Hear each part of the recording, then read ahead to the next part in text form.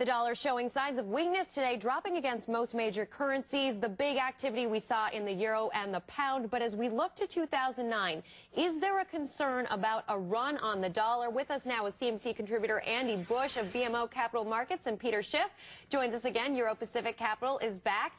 And Peter, let's just get into this quickly before we go into the overall picture for next year. Let's get your investment strategy for 2009. Lay it out for us. Yeah, well, I've been running from the dollar for years, and I think pretty soon it's going to turn into a stampede. It's not just going to be me. It's going to be everybody on the planet. So where do you put it? You're running away from dollar. What are you doing? Well, you see, inflation is not a problem for the future. It's a problem right now because the government is creating inflation to pay for the bailouts. So if people don't want to get stuck with a bill, right, they don't want to have the currency that's being inflated away, which is the dollar. So they have to invest outside of the United States. They have to invest in companies that are denominated and pay dividends in currencies that are not the dollar. They need to own things that are negatively correlated with the dollar, like commodities, like gold, like silver, like other industrial and energy and agricultural commodities that have been beaten down, I think, unnecessarily over the past several months. Peter, let's get to the commodities question, because demand for commodities has been weakening all year long. Are you saying that people's demand just to own hard assets, and in particular commodities,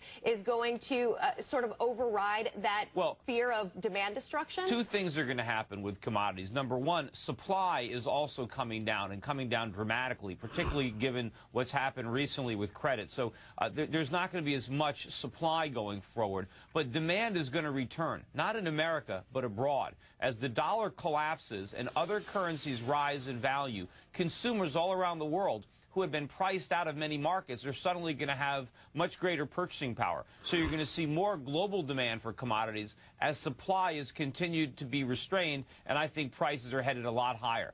For Americans, they're going to go through the roof. Andy, what's your take? We know dollars are flooding the market right now. We know the Fed's taking a lot onto its balance sheet. How do you play that next year? Right. Well, I think you have to look across the world and see what countries are following this quantitative easing theme that the Fed has established now. I think you could look to the UK to develop something similar like that, perhaps Japan as well. Certainly, China's come through with a very large stimulus program. I don't know exactly what they're going to do. Right. It's hard to figure out. They're a little opaque with all their numbers. But I would say anybody who follows that kind of blueprint should see their currency not do so well. The one area that I know that's not going to engage in this is the Eurozone. And so that's why I think the Euro is going to have quite a big year, even though we saw some losses today for the Euro after it put in a high. Overall, I agree with the scenario that Peter had. I think the risk is that we have these short-term gains for the equity markets, a little bit for the dollar because of the deleveraging that happened due to the quantitative easing that's coming and the stimulus program. But longer term, and I was listening to Peter be very bearish about this before, and I'm right with him, I think this is a disaster. That long-term stimulus program, just to give you a glimpse of what we're looking at, you know, I'm from Illinois, and we happen to have a very unusual governor here, Rod Blagojevich.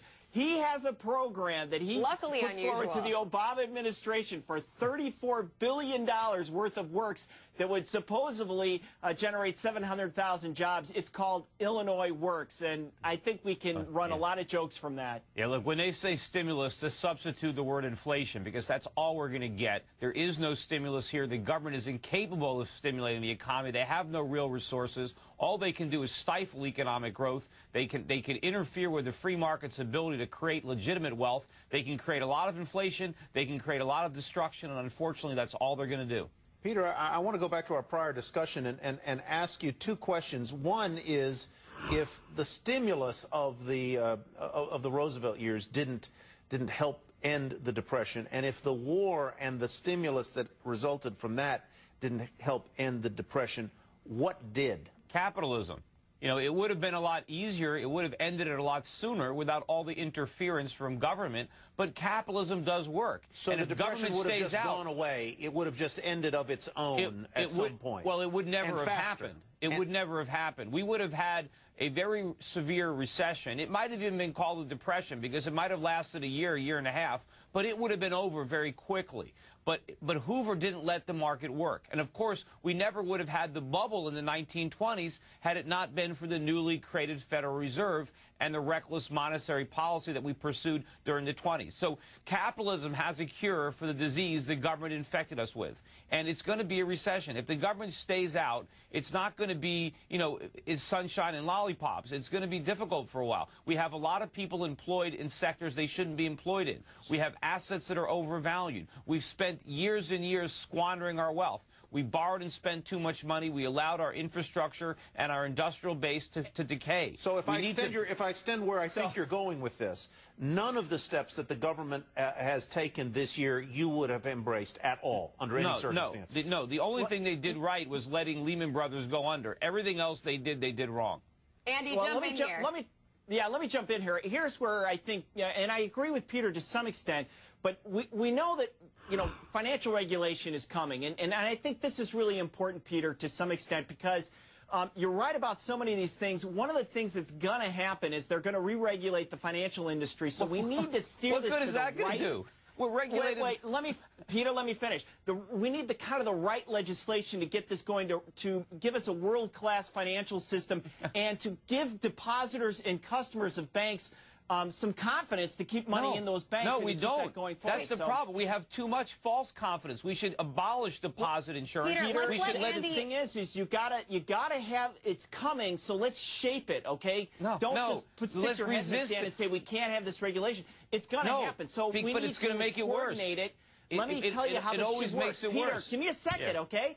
There's about 4 agencies, federal agencies, that are running and looking at banks right now. We need to take that down to 1. So I'm actually advocating less regulation from all these different agencies. Combine that into one that can get a glimpse of what an entire bank looks like, not just the different parts of the elephant.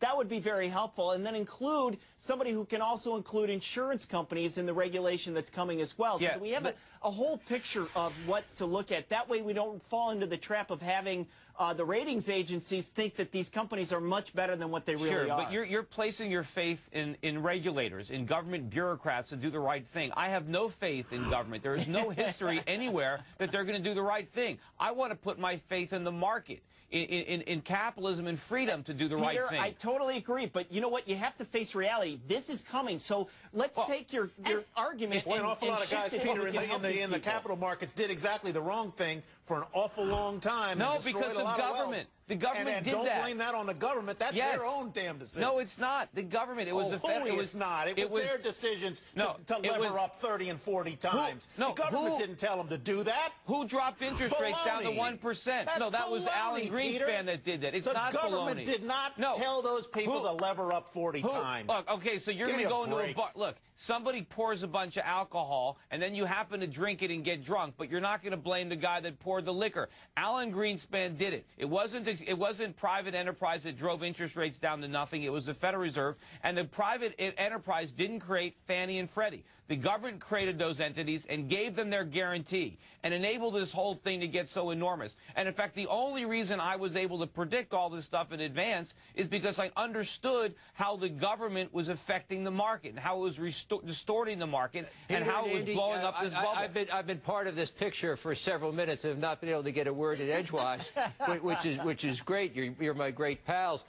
But you're tilting against a windmill that is no longer on the playing field. The situation is what it is, and we can't let the free market animal spirits go. We'll be in a depression for the rest of our lives. We won't. No, we won't. Peter, that's it. It's an opinion, Peter. I really appreciate you being here with us tonight, Peter. Always a pleasure. Andy, thank you so much for fighting the good fight. Next, M&A and some troubling signs. That's next. This is CNBC Reports. We're back in 2 minutes.